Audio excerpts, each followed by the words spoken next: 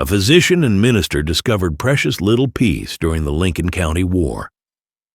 When Presbyterian missionary and Dr. Taylor Fillmore Ely relocated his family to Lincoln, New Mexico Territory, in February 1878, they found themselves dropped into the center of a violent cattle war. Ely, his wife Mary, and their 2 small children barely made it through the 5-day battle that raged from July 15th through 19th, 1878, and shortly after were transferred to a Zuni mission elsewhere in New Mexico. It probably appeared to be a straightforward job posting, delivering medical treatment and spiritual guidance to the residents of Lincoln, New Mexico. But when 29-year-old Taylor Ely, his wife Mary, and their 2 kids arrived in town on February 27, 1878, they walked into a complicated and hazardous situation. The immediate priority that day involved participating in the investigation into John Tunstall's death, the young British rancher and storekeeper who had been killed by a posse over a week earlier. Ely also conducted Tunstall's burial service. Without realizing it, Ely had just chosen a side in the Lincoln County War. If that wasn't sufficient, his connection with Alexander McSween, Tunstall's business associate, definitely sealed his fate. McSween, also a Presbyterian, had requested Ely come to Lincoln. The new arrivals lived in McSween's residence, departing before the Battle of Lincoln occurred. And Ely's open hostility toward Irish Catholics, including the House leadership, positioned him squarely with the Regulator faction.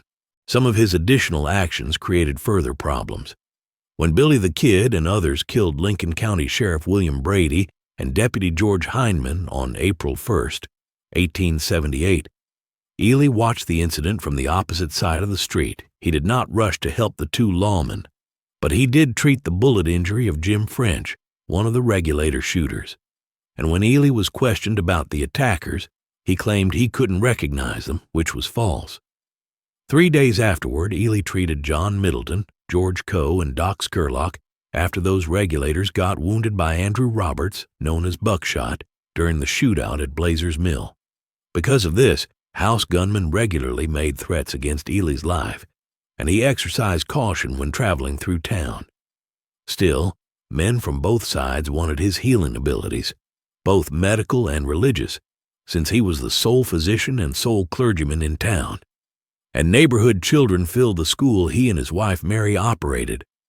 But it wouldn't continue. The Ely family was essentially imprisoned in their residence, beside the McSween property, throughout the 5-day battle from July 15th through 19th, 1878. He did slip out to care for an injured Regulator, but otherwise Ely stayed low and hoped for the fighting to stop. When the battle ended and the Regulators were either killed, like McSween, or dispersed, the pastor found himself essentially friendless in town. He and his family looked for protection at Fort Stanton, but his earlier criticism of commanding officer Colonel Nathan Dudley created a strained environment where Ely couldn't preach or practice medicine.